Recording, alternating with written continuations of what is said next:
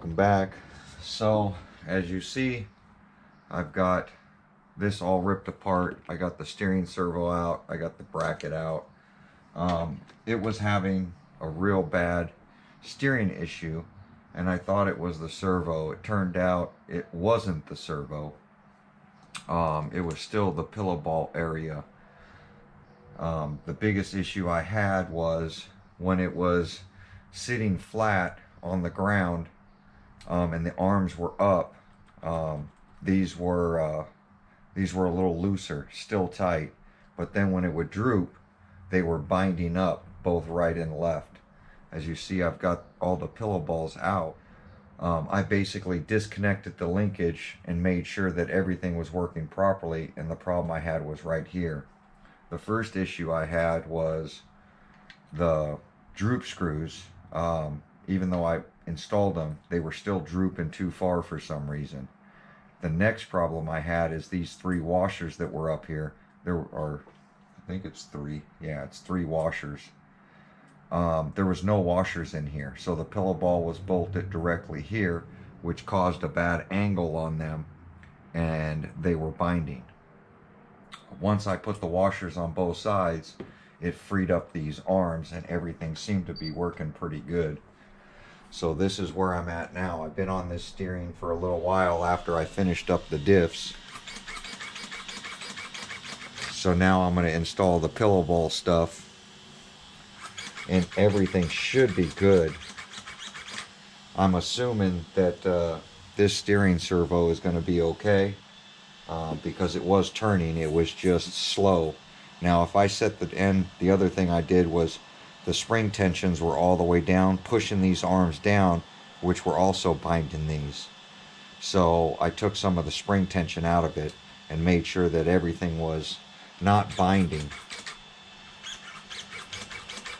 So that's what I've been up to. I pulled apart the whole steering linkage and all this stuff to try to figure all this out, and I think I've got everything working now.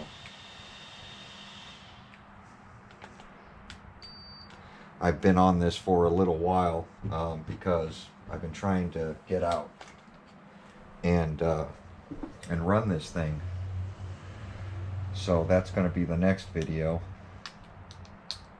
I've literally been experiencing issue after issue, but that's the great part about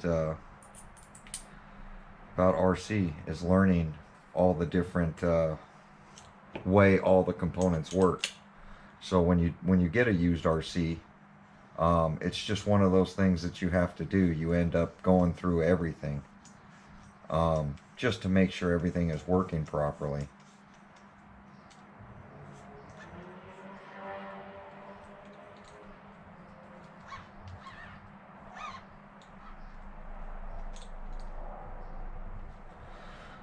And it teaches you a lot. I noticed that the upper arms are shorter than the lower arms.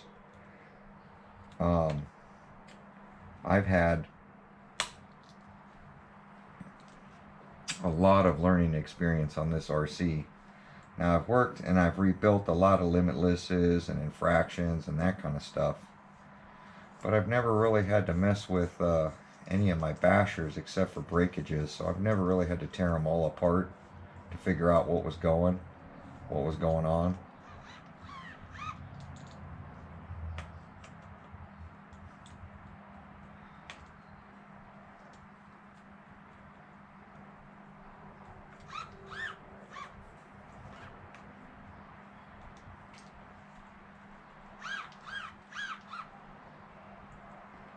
And after I get these pillow balls adjusted, I'm going to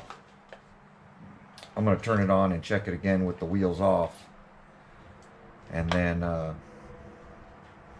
just to make sure nothing's binding again, and then I might have to reset toe and camber.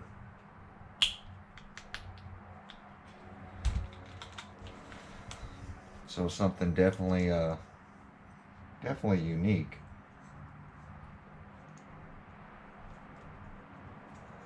Problems I've never really experienced with RCs, because I buy new and ready to run. And the only reason I do that is I got a little story for you guys, a backstory on why I tend to buy new.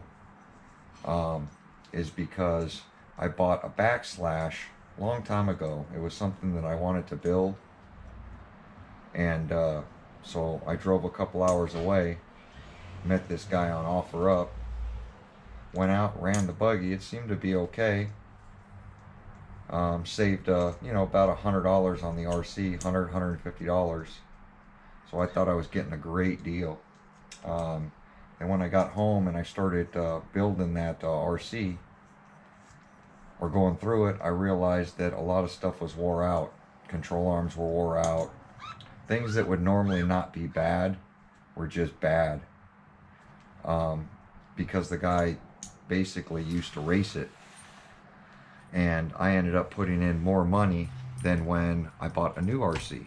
Or if I bought a new RC. So it pretty much didn't save me any money in the long run.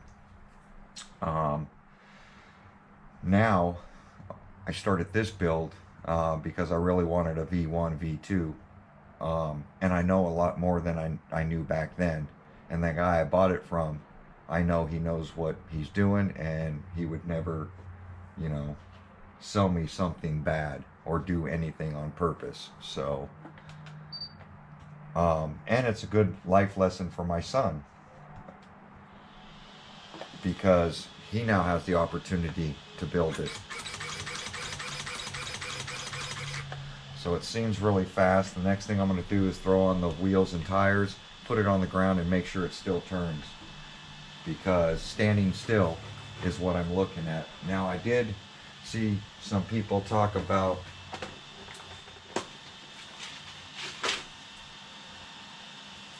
this this steering servo that I put on here is for a crawler, I guess. But I don't really look at what it's for. I look at basically the torque specs, the speed specs, that kind of stuff. Whether it's a crawler or a basher, to me it doesn't really matter. Because if it can handle a crawler, it can handle a basher. A servo is just a servo. It's going to give you torque specs and speed specs and that kind of stuff. And that's why I really didn't think anything of it.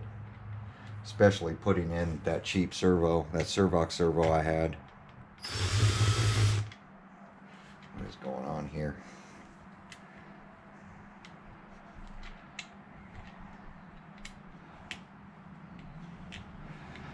Now these wheels and tires are really hard to mount up.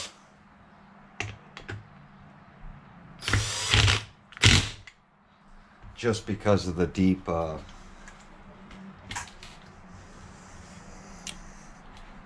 hex area, I guess you would say. Yeah, this thing's gonna need some tow out now.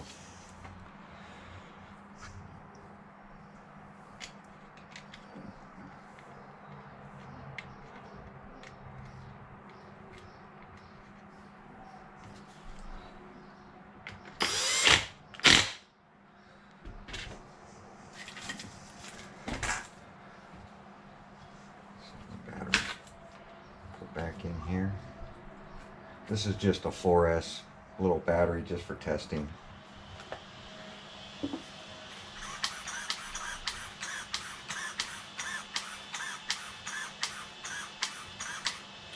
Plenty of steering now.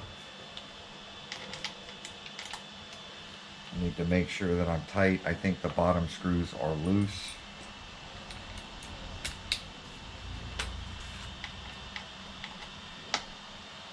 Because I was checking all this.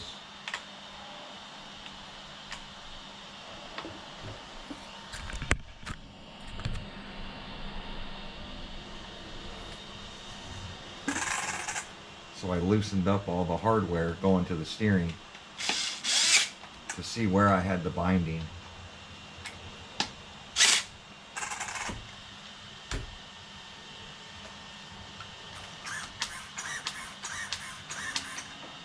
That seems really good. And the other thing I heard people talking about is make sure that I have a 10-tooth pinion on both sides and the gear ratio is the same. I know they're the same because on the ground when you roll it, if one drives more than the other, it would actually, when you roll it like this, it would start to bind up. So somehow I gotta fix this because it's kicked out a little bit in the front. Both of them actually are. And then somehow I gotta make the steering longer.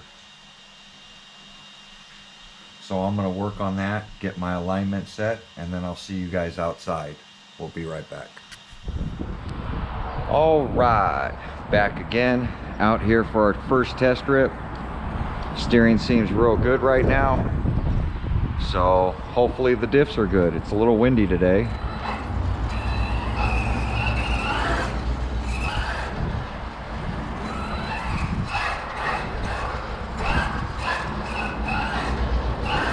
Turning seems much better. Little on the slower side, but I haven't upped the voltage to it. So, and I haven't upped the brakes, which I probably should do. But I want to make sure the diffs are working. The speed and everything with the steering will get better as soon as I up the voltage. As you see, I walked out and there's a ton of people out here now.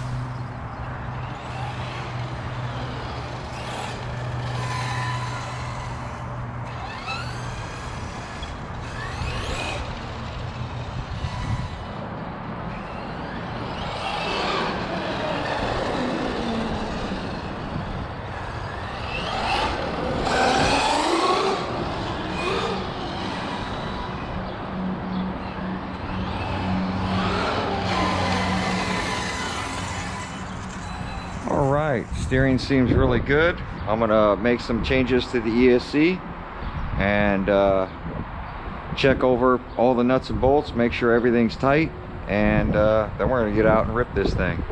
But there we go, guys. My son's custom build coming to an end, and everything seems like it's starting to work slowly but surely. We'll see you guys in a bit.